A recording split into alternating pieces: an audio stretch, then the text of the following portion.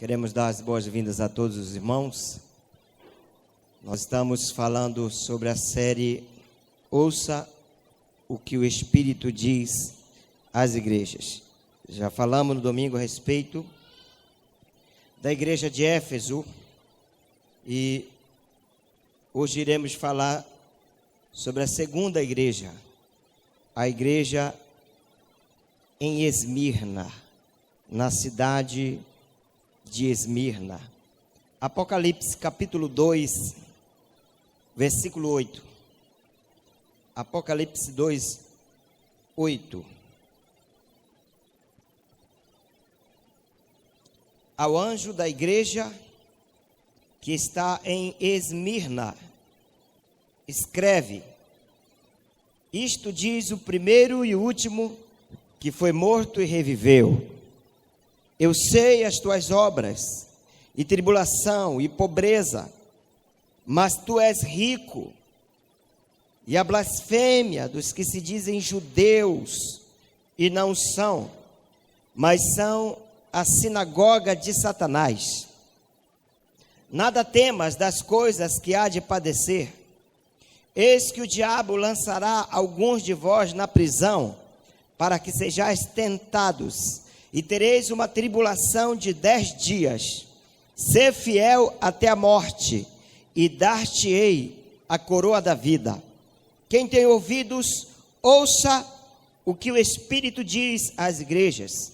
O que vencer não receberá o dano da segunda morte. Amém? O tema da mensagem é Esmirna, a igreja dos mártires. Esmirna, a igreja dos mártires. É possível ser fiel a Deus até a morte? O que vocês acham? Sim. Toda palavra, ela tem uma sentença de cobrança no reino espiritual. Quando você diz que é possível ser fiel até a morte, você está dando o direito de ser provado até a morte. Porque toda palavra, ela dá um direito, uma sentença no reino espiritual. Então, será que é possível, em pleno século 21, ser fiel a Deus, vivendo nesta cultura sedutora, materialista, relativista? É possível? Eu vou falar a respeito disto em outro contexto. O contexto da igreja de Esmirna, uma igreja perseguida, sofredora, mas que foi fiel a Jesus até a morte. Esmirna vem de uma raiz, da raiz de uma palavra chamada mirra. Mirra era um dos elementos que se fazia um perfume que era usado para embalsamar os mortos. Então, o significado desta palavra Esmirna está relacionado à morte. Esmirna também significa amargo, amargura. O que Esmirna passou lembra do que a igreja que viveu no ano 100 até o ano 312 da história. Uma igreja que foi pisada, uma igreja que foi perseguida pelo Império Romano, mas que permaneceu fiel a Cristo até o fim. Jesus conhecia muito bem a cidade de Esmirna e a igreja que havia ali. Vemos uma igreja pobre em uma cidade rica. Esmirna era rica. Era a cidade mais bela da Ásia. Ela disputava com Éfeso qual era a melhor cidade daquela região. Havia realeza na cidade de Esmirna. A arquitetura de Esmirna era bela. Havia muitos palácios, havia muitas casas bonitas, havia muitos templos suntuosos nos montes ao redor da cidade, dedicados aos deuses gregos, a Cibeles, a Zeus, Apolo, Afrodite, Esculápio. Todos esses deuses gregos eram cultuados naquela época, naquelas cidades. E em Esmirna havia muitos templos desses deuses gregos. E Jesus escreve uma carta para a igreja que estava ali naquela cidade, na cidade de Esmirna. Jesus se apresenta para esta igreja de uma forma com que na história já tinha acontecido com eles. Jesus diz: isto diz o primeiro e o último, que foi morto e reviveu. A igreja passava por uma grande perseguição. E quando Jesus diz que ele havia morrido e ressurgiu, quando ele falou isso, o povo de Esmirna sabia muito bem de que ele estava falando, porque a cidade havia sido destruída e tempos depois ela foi reconstruída. A cidade estava morta também e reviveu.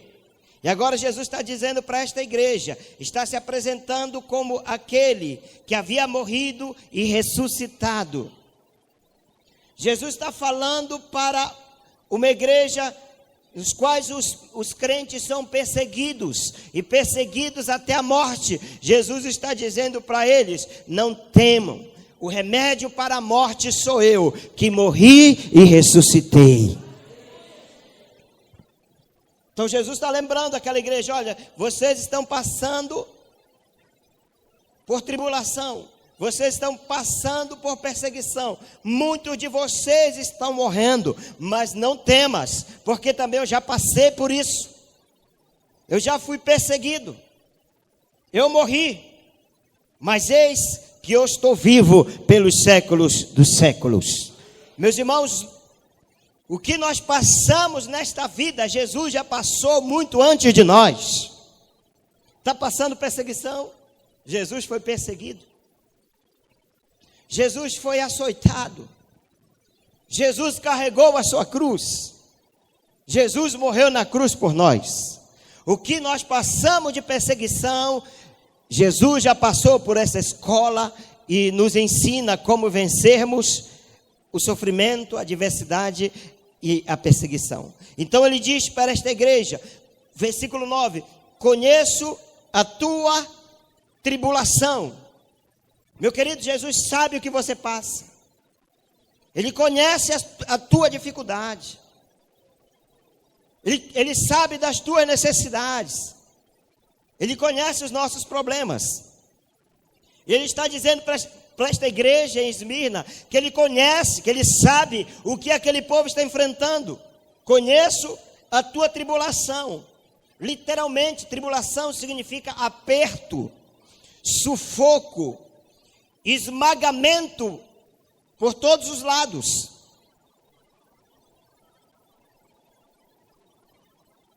Aquela igreja estava sendo perseguida por duas frentes de perseguição. Havia na cidade de Esmirna uma colônia de judeus não crentes e que insultavam a igreja e que perseguia a igreja e denunciavam os crentes para os romanos.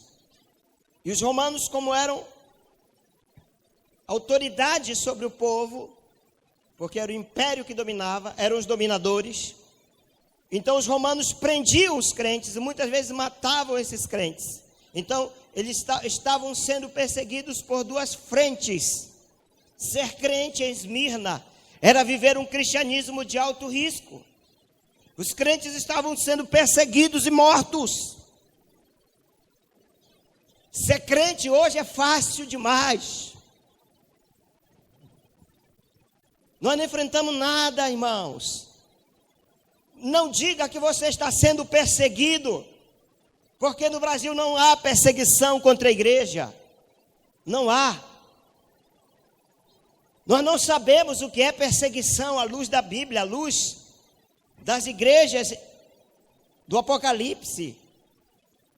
Nós nem imaginamos o que é perseguição. Eles estavam sendo perseguidos. Eles eram forçados a adorar o imperador como se fosse um deus. Os povos daquela época prestavam culto ao imperador. E os crentes estavam sendo forçados a adorar o homem, a abandonar a sua fé. Perseguição. Jesus diz: conheço a tua tribulação e a tua pobreza, mas tu és rico. E a blasfêmia dos que se dizem ser judeus e não são, porém são sinagogas de Satanás. Eles passavam por 3 tipos de perseguição. A igreja passava então por 3 tipos de perseguição. A primeira perseguição era a pobreza. Eles não eram pobres, literalmente pobres, porque eles tinham um trabalho, eles trabalhavam, eles produziam e trabalhavam duramente. Só que eles eram saqueados, eles eram roubados. O Império Romano confiscava os seus bens, aquilo que eles produziam. O Império Romano vinha e roubava dele, roubava suas propriedades, roubava os seus bens. Bandidos invadiam as suas casas, roubavam a sua produção, saqueavam. Daí a dificuldade deles prosperarem em um ambiente hostil. Imagine, a pobreza era um efeito colateral da perseguição. Imagine se a igreja brasileira fosse perseguida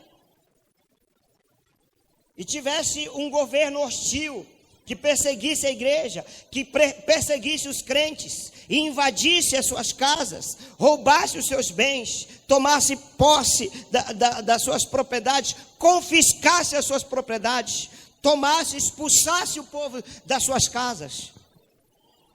Imagina. Era isso que eles estavam enfrentando. Eles eram invadidos no seu direito de propriedade, nos seus bens. Então a pobreza era um efeito colateral da perseguição. Ser crente naquela época era sinônimo de perder os seus bens. Vamos lá, vamos ler Hebreus. Hebreus capítulo 10, versículo 34. Olha o que fala a respeito do contexto desta época, da igreja perseguida. Hebreus. Porque também vós compadeceste das minhas prisões, e com alegria permitistes o roubo dos vossos bens, sabendo que em vós mesmos tendes nos céus uma possessão melhor e permanente. O autor do livro aos Hebreus está falando, olha, também vós compadecestes das minhas prisões. Eles eram presos, eles eram roubados, eles eram saqueados. Primeiro tipo de perseguição. Se houvesse uma perseguição no Brasil em que muitos crentes perdessem suas casas, perdessem seus empregos, perdessem seus carros, perdessem seus bens, se desviavam.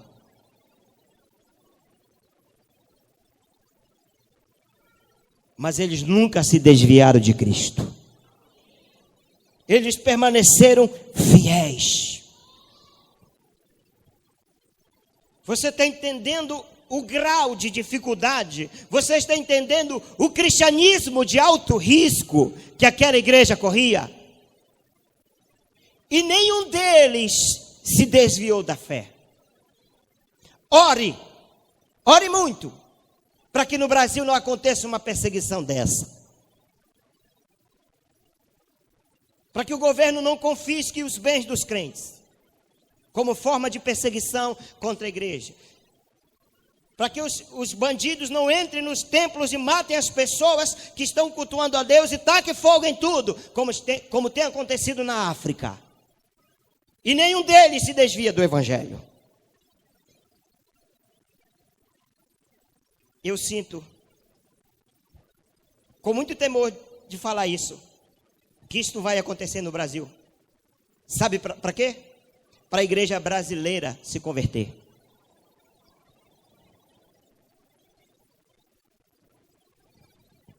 É hipocrisia quando a igreja brasileira pede oração pela igreja perseguida na África, na Ásia. É hipocrisia. E eles que estão precisando orar por nós, para nós nos convertermos de verdade ao Evangelho. Porque eles são convertidos de verdade. Em meio à perseguição, eles são fiéis a Cristo. Era isso que essa igreja estava vivendo. Segundo lugar, outro tipo de perseguição, acusações. E essas acusações Jesus chama de blasfêmia. É o insulto contra alguém que é considerado santo, como o povo de Deus, sagrado. Uma difamação indecorosa contra um povo ou uma pessoa respeitável. Era isso que estava acontecendo com eles. Eles estavam sendo difamados. Os judeus estavam espalhando falsas acusações contra a igreja. E as mentes do povo da cidade de Esmirna estavam contaminadas. Estavam envenenadas por esses que se diziam judeus. E Jesus disse que eles não são. O que eles estavam fazendo? Quais as acusações? Eram acusações levianas. Os crentes estavam sendo chamados de canibais, porque havia a ceia do Senhor. Eles se reuniam para ceiar, para comer do pão e beber do vinho, para se alimentar do corpo e do sangue do Senhor. O Senhor Jesus disse: comei da minha carne e bebei do meu sangue. E aí os judeus inventaram, olha, eles são canibais, eles estão se reunindo para comer a carne e beber o sangue de um tal de Cristo. Vocês, autoridades romanas, vocês precisam estar de olho neles. Tem que prender esses canibais. Eles eram acusados de serem imorais, porque havia entre eles a festa ágape. Na ceia havia festa ágape, o amor fraternal, eles se abraçavam. Havia o ósculo sagrado, o beijo, mas não esse beijo imoral da nossa cultura. É o ósculo sagrado, o beijo, uma forma de eles se cumprimentarem. E aí eram acusados de imorais.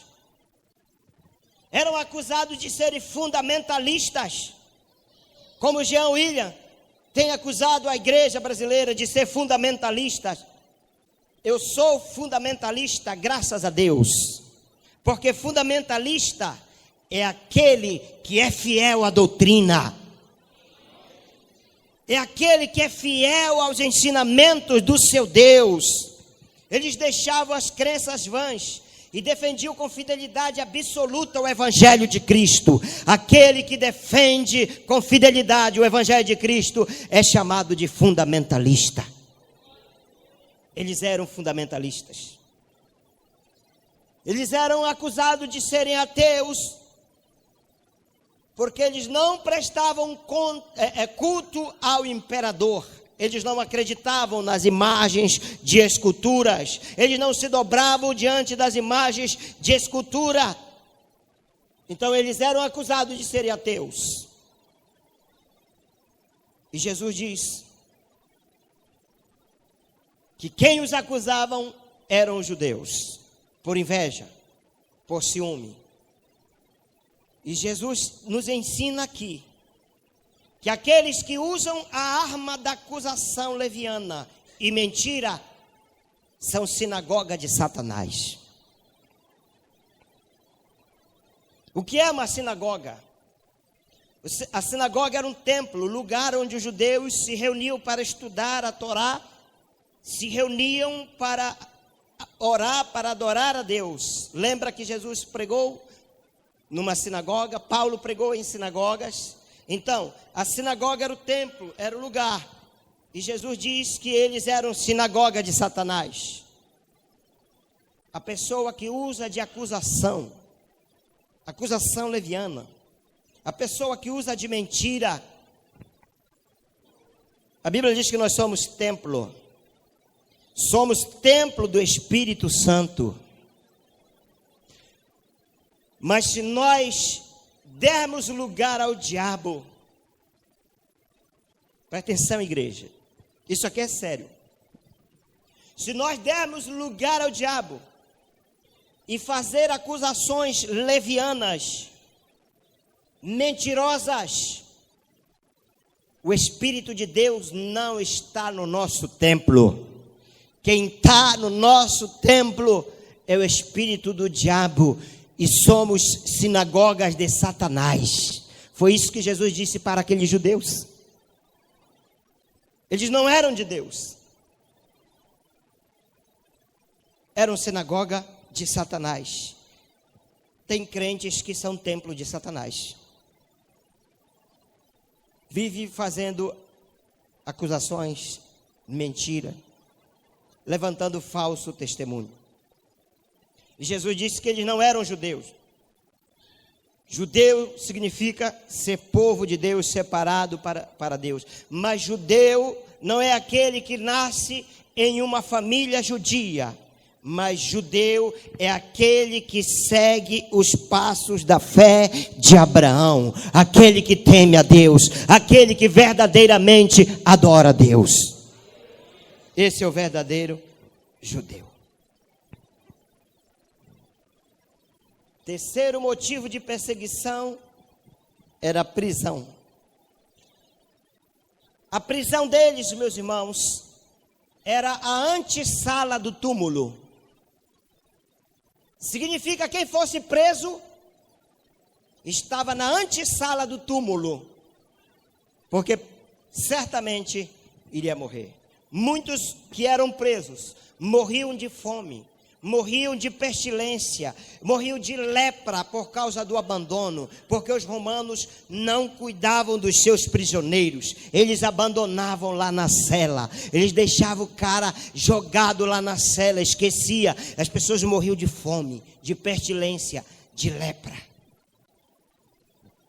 Muitos crentes que não negavam a Jesus, eles eram lançados de um enorme monte, eram lançados em um penhasco abaixo e morriam. Muitos crentes morreram dessa forma. E o que vem em seguida, aqui na carta, é para fazer tremer qualquer cristão. O que vem em seguida, meus irmãos, é para fazer tremer. Versículo 10, Jesus diz: não temas o que hás de padecer. Eis que o diabo lançará alguns de vós na prisão, para que sejais provados. Olha aqui, é guerra espiritual. Quem é que está por trás da perseguição? Era o diabo que prendia eles? Ou era o Império Romano? Vamos lá, gente, participem, acordem. Quem era que prendia esse povo? Era o Império Romano ou era o diabo? Era o Império Romano.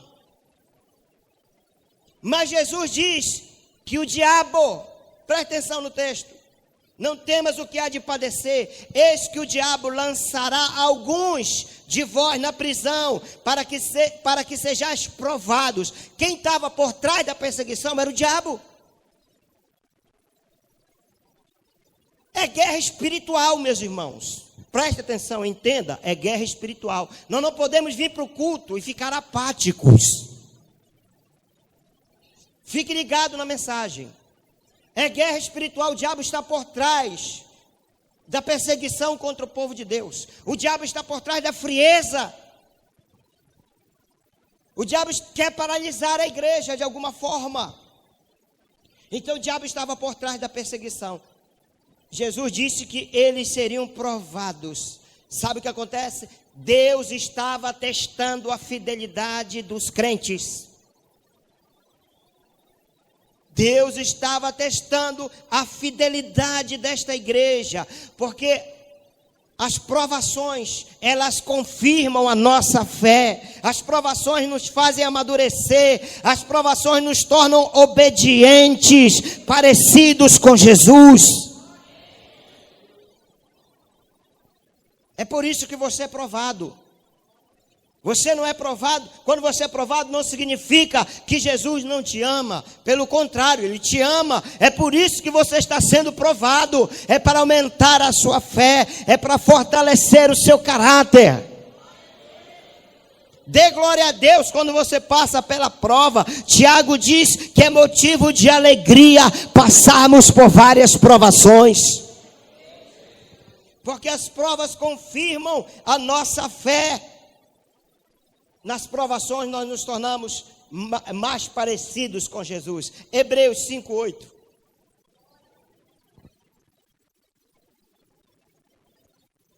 Olha o que diz a palavra.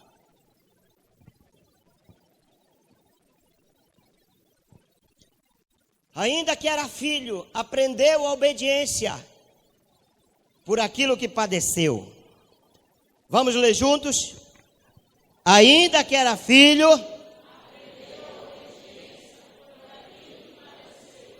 então por isso que Deus nos faz padecer.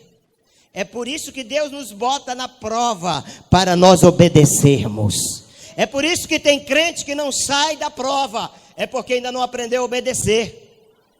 E enquanto não aprender a obedecer, a prova não vai acabar.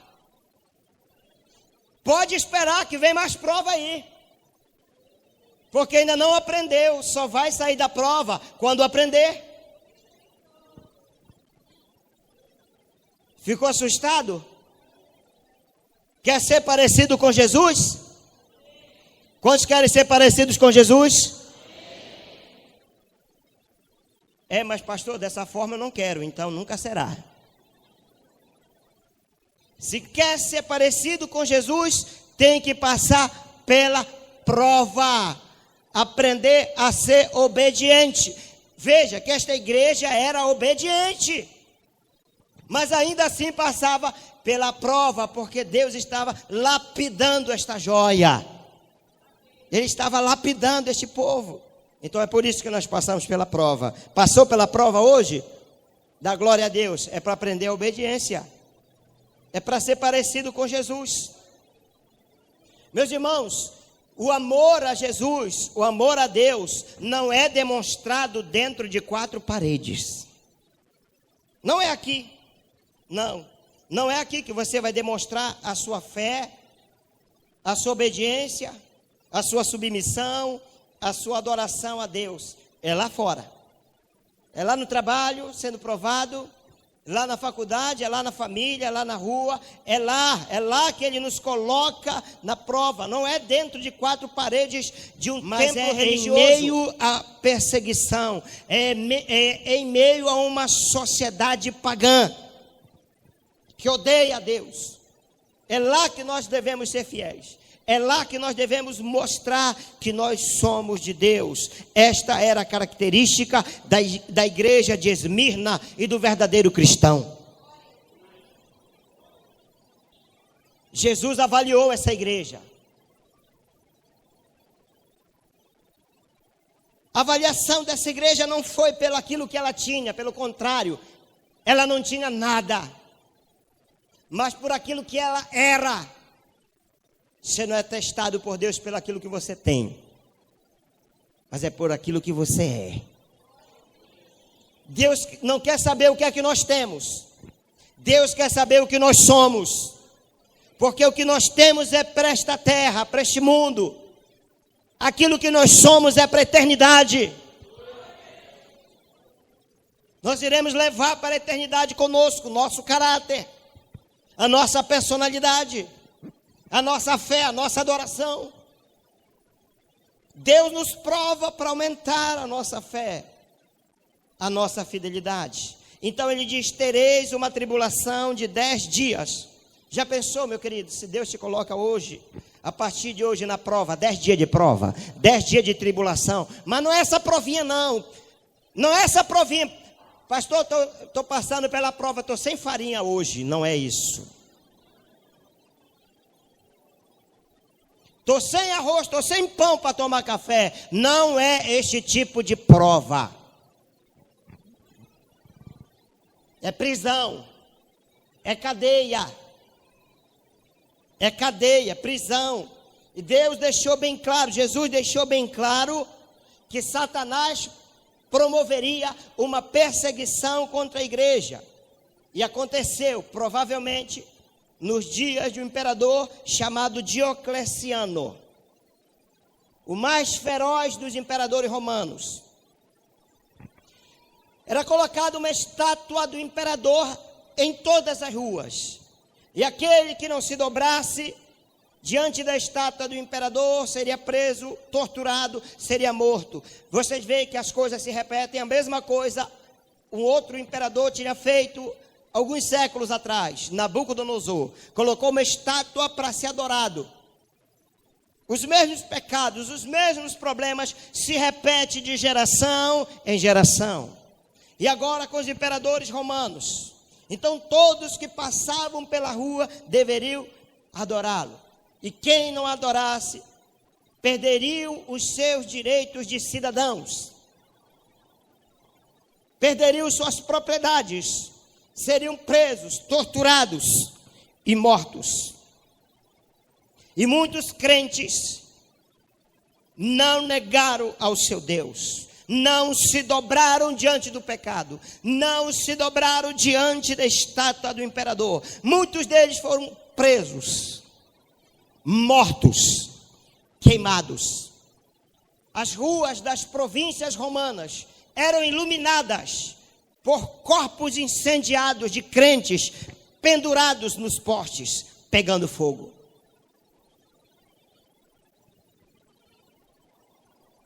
Esse era o preço de ser crente na cidade de Esmirna. Os imperadores ateavam fogo nos cristãos e diziam: nega o teu Deus, nega o teu Jesus. Eles diziam: eu não nego.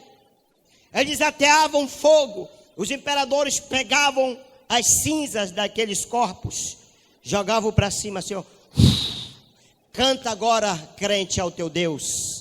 Canta agora ao teu Deus. Eles pegavam as cinzas, jogavam para o alto e diziam: canta agora ao teu Deus. Mas eles não sabem que aquelas cinzas, naquele grande dia da ressurreição, elas irão se juntar e formarão um corpo glorificado que ressuscitará em glória, porque ninguém pode matar um crente. Aleluia.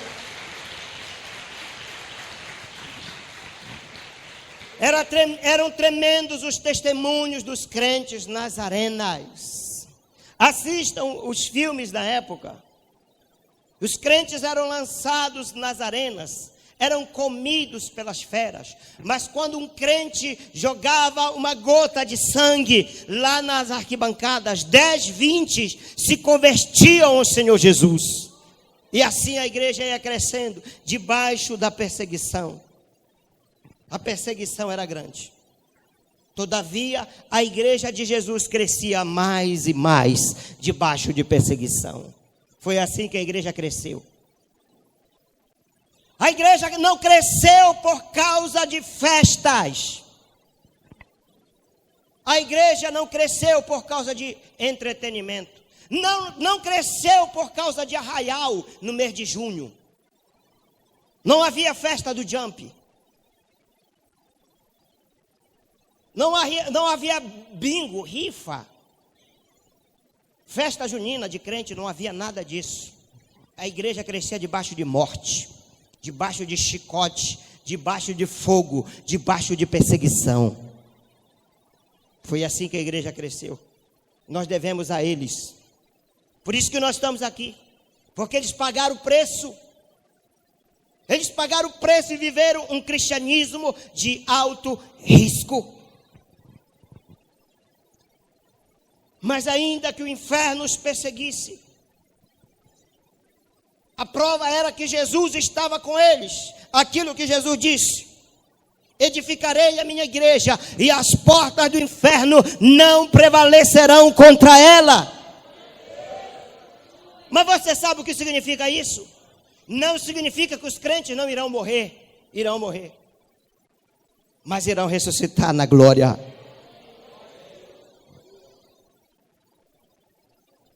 Jesus disse então: ser fiel até a morte. Jesus falou para essa igreja: ser fiel até a morte. Ele estava dizendo que não era para eles terem medo, e sim serem fiéis. Deus não nos chamou para sermos medrosos. Deus nos chamou para sermos fiéis, igreja. Amém? E aqui fica bem claro que Deus não nos chamou para o divertimento. O Senhor nos chamou para o sofrimento, para sofrermos com Ele, para morrermos com Ele, para nos arrependermos. Deus nos chamou para sermos fiéis e fiéis até a morte. Implica que você vai morrer. Quando Ele diz ser fiel até a morte, estejam preparados, porque vocês vão morrer, mas não tenham medo. É isso que Ele está dizendo. Jesus estava dizendo que Ele não iria livrá-los da perseguição. Ele não está dizendo: olha, não se preocupe que eu vou livrar vocês da perseguição. É isso que Ele está dizendo? Não. Ser fiel até a morte. Deus avisou: não tem medo, somente confia em mim. Eu lhes darei condição de suportar o fogo. Eu lhes darei condições de suportar o medo. Eu lhes darei condição de suportar a dor. O Jesus que venceu a morte era o remédio para esta igreja que estava morrendo por causa da perseguição. Então, diante do martírio, diante da perseguição, essa igreja é exortada a permanecer fiel até a morte. Ser fiel até a morte. Neste contexto, Jesus não está dizendo para a esposa: ser fiel ao teu marido. Jesus não está dizendo para a igreja ser fiel nos dízimos e nas ofertas. Nesse contexto, Jesus não está dizendo para o crente ser fiel na oração, ser fiel na obediência. Ele está dizendo: ser fiel até a morte, porque você vai morrer. É isto que ele está dizendo. Está dizendo: seja fiel. Olha nos olhos do algoz. Olha nos olhos do teu algoz e não temas. Ser forte. Não nega a tua fé. É possível ter vitória em meio à tribulação? É possível. É possível ser vencedor diante de uma perseguição dessa? É possível. Ele diz: ser fiel até a morte, e dar-te-ei a coroa da vida. Quantos querem receber do Senhor Jesus a coroa da vida? Então se prepare para morrer, porque só vai receber a coroa da vida quem for Marte. Muitos de vocês que levantaram a mão não tem coragem nem de vir para a igreja, imagine de morrer por Cristo.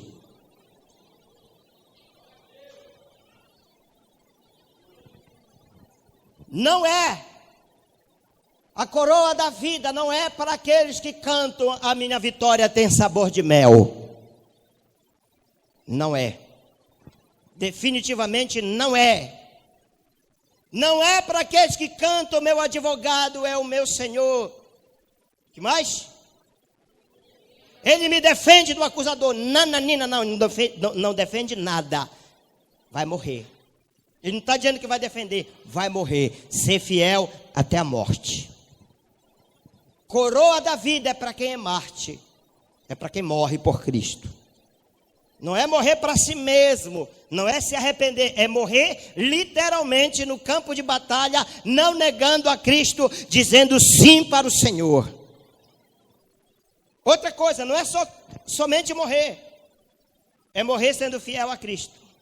O algoz está lá com fogo aqui, nega o teu Jesus. Se tu negar o teu Jesus, tu será livre. Eu não nego, eu continuarei sendo fiel. É dessa fidelidade que ele está falando. Ser fiel até a morte, dar-te-ei a coroa da vida. A marca dessa igreja era a fidelidade. A marca da igreja em Esmirna era fidelidade.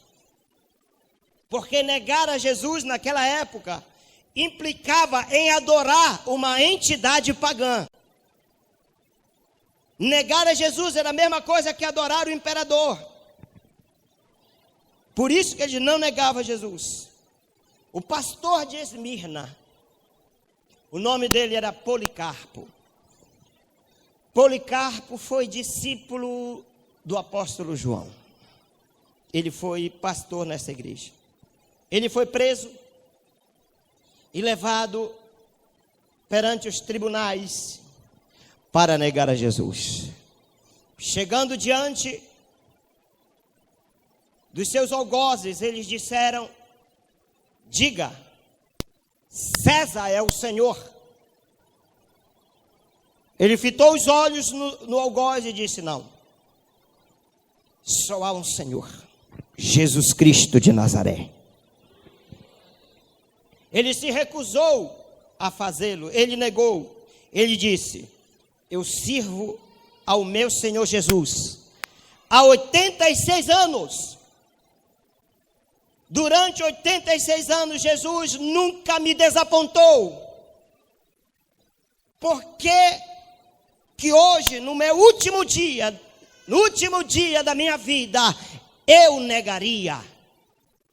Eu jamais negarei o meu Senhor. Disseram: você vai morrer. Ele disse: então por que tu te demoras? Ataca logo o fogo, porque ainda nesta noite eu quero ceiar com o meu Senhor. Foi queimado vivo. Você sabe como ele morreu? Não era esta música, mas era uma parecida. Porque ele vive, posso crer no amanhã. Morreu cantando. 86 anos servindo ao Senhor, Jesus nunca o negou. Quantos crentes têm negado a Cristo? Quinta-feira teve seminário aqui na igreja. O vosso pastor convocou você.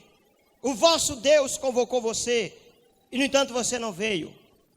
Isso é uma forma de negação. É uma forma de negação.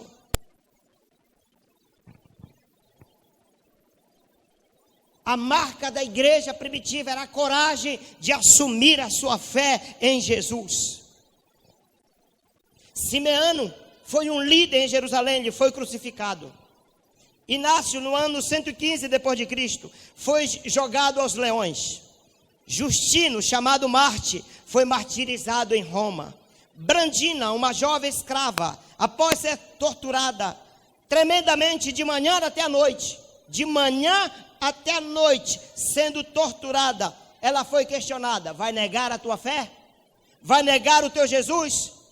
Ela disse: não, porque um cristão não pode se render ao pecado.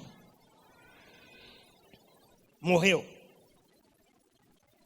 Um certo governador da época ordenou a um cristão, a um jovem cristão, que negasse a Jesus. Ele disse: se você não negar Jesus, eu vou te banir da terra. O cristão disse: da terra você pode me banir, mas de Jesus você nunca conseguirá, porque Ele sempre estará comigo, Ele nunca me abandonará. Aí o governador continuou: então eu vou confiscar todos os teus bens, Ele disse: pode confiscar, tire a minha casa, porque eu vivo nele. Não tem problema. Tudo que eu tenho nunca foi meu mesmo, tudo é dele. Não tem problema de você confiscar os meus bens, porque o meu tesouro não está aqui, o meu tesouro está no céu, e você não pode ir lá confiscar.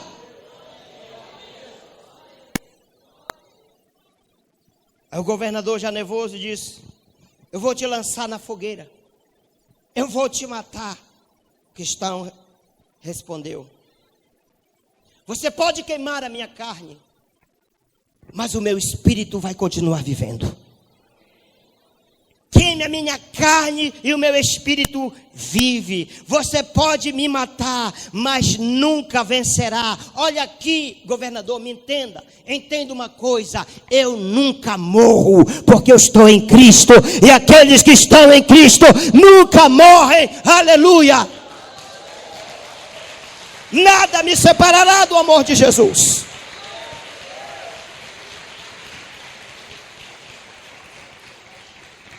Por último, já nervoso, o governador gritou: então o que eu faço com você?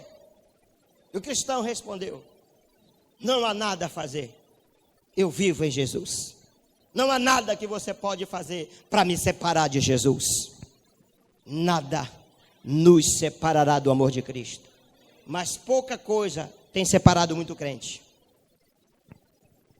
A novela, o WhatsApp, o sexo fácil, o pecado, os prazeres, o entretenimento, o shopping, o Flamengo e o Vasco. Coisas pequenas têm afastado o povo do Senhor.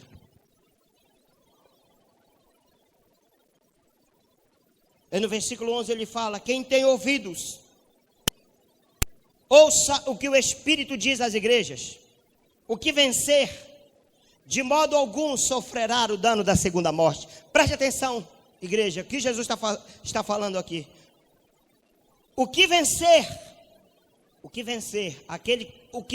Quem é o vencedor aqui em Esmirna? O vencedor em Esmirna é aquele que morre, mas não nega Jesus.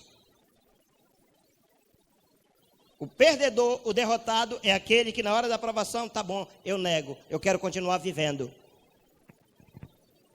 O vencedor em Esmirna é aquele que morre, mas não nega Jesus. E Jesus diz: ao vencedor, o que vencer, de modo algum sofrerá o dano da segunda morte. Segura essa, crente, segura essa aqui, igreja, segura essa. O que é a segunda morte? De modo algum sofrerá o dano da segunda morte. A segunda morte é a morte eterna. É a pessoa que viveu a vida terrena negando a Cristo, sendo ela crente ou não. O não crente já nega por natureza. Quando ele diz não para Jesus, já está negando. O crente nega Jesus através das suas obras, através do pecado, da desobediência, da deslealdade. Ele está negando o seu Cristo. E o Senhor diz: ao vencedor, aquele que vencer, de modo algum sofrerá o dano da segunda morte. Então a segunda morte é o castigo eterno. A segunda morte é o lago de fogo. E Jesus está dizendo para essa igreja que que quem negar a Ele vai para o castigo eterno. Só se livrará do lago de fogo aqueles que vencerem, aqueles que continuarem sendo fiéis.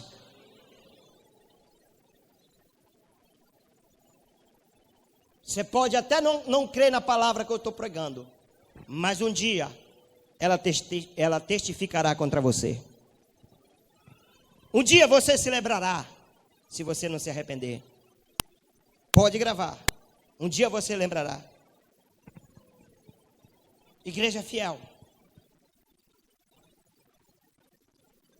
Agora me digam, meus irmãos, como é, de que forma, pastores, discípulos, líderes, igreja, de que forma nós podemos comparar a igreja pós-moderna, esta igreja que se diz igreja de Jesus, de que forma nós podemos comparar a igreja atual com a igreja de Esmirna? Em que nós nos aproximamos deles? De que forma nós agradamos a Jesus, como eles agradaram? A marca deles era a fidelidade. A marca desta igreja, da igreja pós-moderna, é desculpas, desculpas e desculpas. Deus está cheio das suas desculpas. Suas desculpas não mudará nada diante de Deus. Coloco a culpa, não, é a crise econômica. Eles tinham crise, eles eram pobres. Eles estavam sendo roubados, eles não tinham emprego. Estavam perdendo seus bens, e aí? Nem me venha falar em crise, que eles sabiam que era crise. E ainda assim eram fiéis a Jesus. Mas o problema é a Dilma. Eles tinham Diocleciano. Dilma não manda matar, mas Diocleciano mandava. Ainda assim eram fiéis a Jesus. Qual outra desculpa? Qual outra desculpa que tem para dar para Deus? Desculpas, desculpas, desculpas. Não vai adiantar de nada. No dia que a igreja for prestar conta diante de Deus, está passando por alguma dificuldade? Olha para a igreja de Esmirna. Nossos problemas nem chegam aos pés. Muitos crentes passam por privações, que não é perseguição, passam por uma provinha, por uma gota de prova que eles passaram e já querem pular fora da igreja. Já querem abandonar a igreja, já querem abandonar o Cristo. Eles morriam e não abandonavam.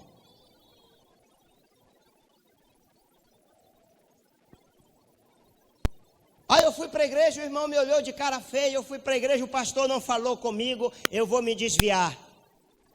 Em Esmirna não tinha isso. Todo mundo olhava de cara feia para eles, porque eles eram odiados.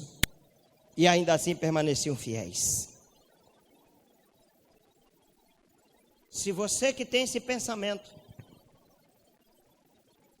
por qualquer coisa quer sair da igreja, que eu tenho que te dizer, para aqueles crentes que passam por uma prova, uma pequena prova, e ficam inventando desculpas para sair da igreja, eu quero dizer que nunca foram crentes de verdade, nunca.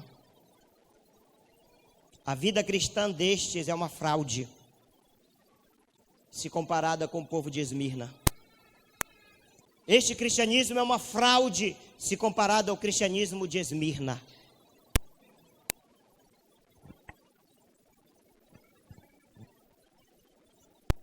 Devemos agradecer a Deus, obrigado por ter nascido no Brasil, obrigado por ter nascido no século 20, porque se tivéssemos nascido na cidade de Esmirna, no primeiro século, nós nunca seríamos crentes com esse nosso caráter e com essa nossa fé, com esse nosso comportamento, porque nós não suportaríamos a provação. Eu fico pensando, se Jesus fizer comparação de gerações, se ele for julgar os crentes de acordo com outras igrejas, nós estamos lascados. Vem cá, a igreja do século 20, eu vou te julgar juntamente com a igreja de Esmirna do século 21. Nós estamos lascados. Nosso cristianismo às vezes é uma fraude, comparado a este cristianismo. Ser fiel até a morte. Não suportam uma gota de provação. Não suportam a disciplina. Quando são disciplinados, cai fora. A disciplina deles lá era espada, era fogo, era morte. 2 Timóteo 3,12 diz que todos os que querem viver de acordo com a palavra de Deus serão perseguidos.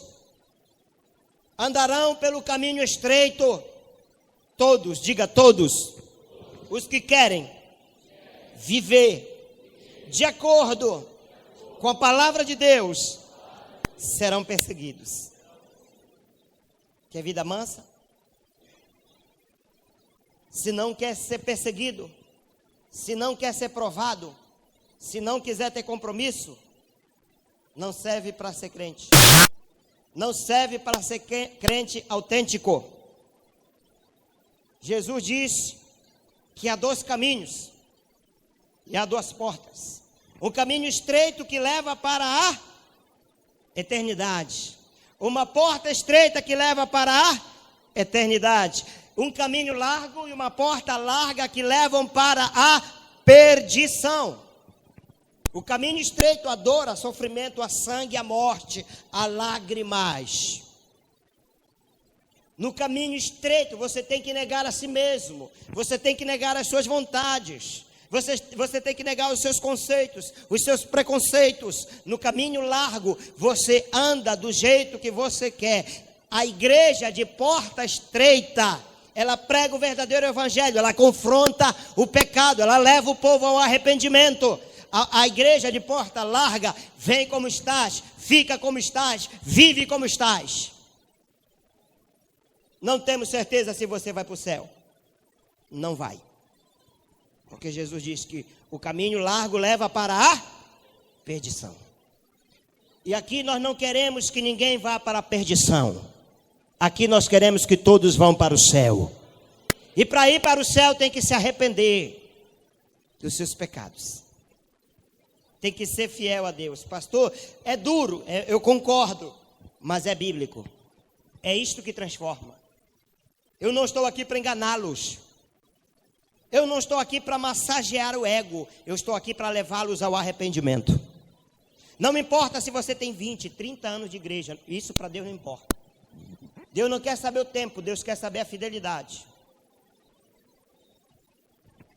Eles realmente viviam um cristianismo de alto risco. Porque aqueles que querem viver de acordo com a palavra de Deus serão perseguidos. E eles viviam de acordo com a palavra de Deus. E o nosso cristianismo, como é? Vocês observam que nessa carta para esta igreja não há nenhuma reprovação? Tenho, porém, contra ti. Não tem contra essa igreja. Somente contra Esmirna e contra Filadélfia não tem reprovação. Tenho, porém, contra ti. Você não vai encontrar Jesus escrevendo para a igreja de Esmirna. Porque ele sabe que eles eram fiéis. Então Deus nos coloca na provação. Para provar o nosso caráter. Para forjar e construir o nosso caráter. A perseguição é boa. Vocês sabiam que a perseguição é boa? Por que a perseguição é boa? Porque a perseguição purifica a igreja.